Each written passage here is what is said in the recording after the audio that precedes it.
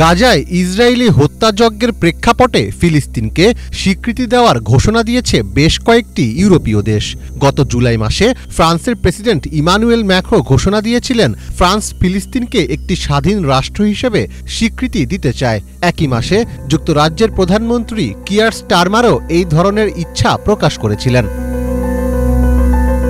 জাতিসংঘের সাধারণ পরিষদের বৈঠকে যুক্তরাজ্য, ফ্রান্স ও বেলজিয়াম সহ অন্য দেশগুলো ফিলিস্তিনকে স্বীকৃতি দেওয়ার প্রস্তুতি নিচ্ছে।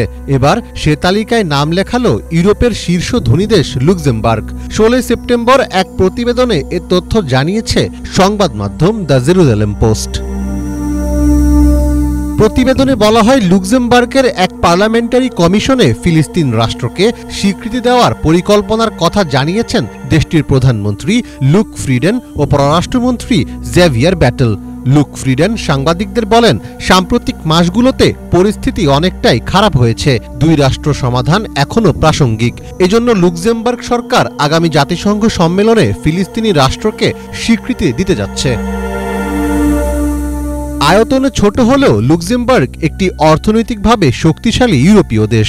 ঐতিহাসিকভাবে দেশটি সরাসরি সামরিক বা আঞ্চলিক শক্তি না হয়ে মানবাধিকার, শান্তি এবং আন্তর্জাতিক আইনের ইস্যুতে নেতৃত্ব দিয়ে আসছে। তবে সম্প্রতি ফিলিস্তিনকে স্বীকৃতির ক্ষেত্রে ইউরোপীয় ইউনিয়ন ভিত্তিক যে ঐক্য দেখা যাচ্ছে, তার সাথে একটি স্বাধীন কণ্ঠস্বর হিসেবে দাঁড়াতে চাইছে লুক্সেমবার্গ। বিশ্লেষকদের অনেকে মনে করছেন, লুক্সেমবার্গের মতো ছোট দেশগুলো মধ্যপ্রাচ্যের তেল সমৃদ্ধ দেশগুলোর সাথে অর্থনৈতিক ও কূটনৈতিক সম্পর্ক গভীর করতে চায়। ফিলিস্তিনের পক্ষে অবস্থান নেওয়া হবে আরব দেশগুলোর কাছে ইতিবাচক সিগন্যাল পাঠানো, যা ভবিষ্যতে বাণিজ্য ও বিনিয়োগ সম্পর্কেও সুবিধা দেবে। এছাড়া এই দেশগুলো মানবিক বিষয়কে অগ্রাধিকার দিয়ে বড় দেশের ছায়া থেকে বের হয়ে নৈতিক নেতৃত্ব প্রতিষ্ঠা করতে চায়। অনেক ইউরোপীয় দেশ মনে করে যুক্তরাষ্ট্র ইসরায়েলের দিকে পক্ষপাতদুষ্ট।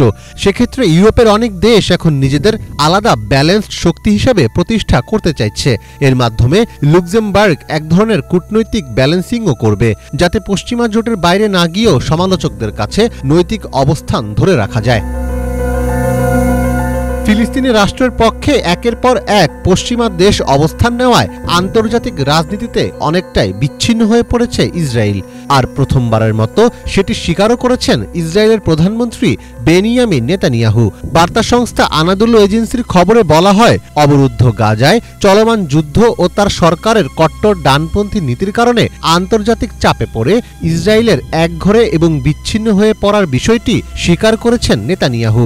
অর্থ মন্ত্রণালয়ের এক সম্মেলনে নেতানিয়াহু বলেছেন, ইসরায়েলকে এখন স্বনির্ভর অর্থনীতির সঙ্গে মানিয়ে নিতে হবে। দীর্ঘদিন ধরে কূটনৈতিকভাবে বিচ্ছিন্ন হওয়ার বিষয়টি অস্বীকার করার পর নেতানিয়াহুর এই বক্তব্যকে একটি বড় ধরনের স্বীকারোক্তি হিসেবেই দেখা হচ্ছে। মীর ফজলে রাব্বি, বাংলা ভিশন।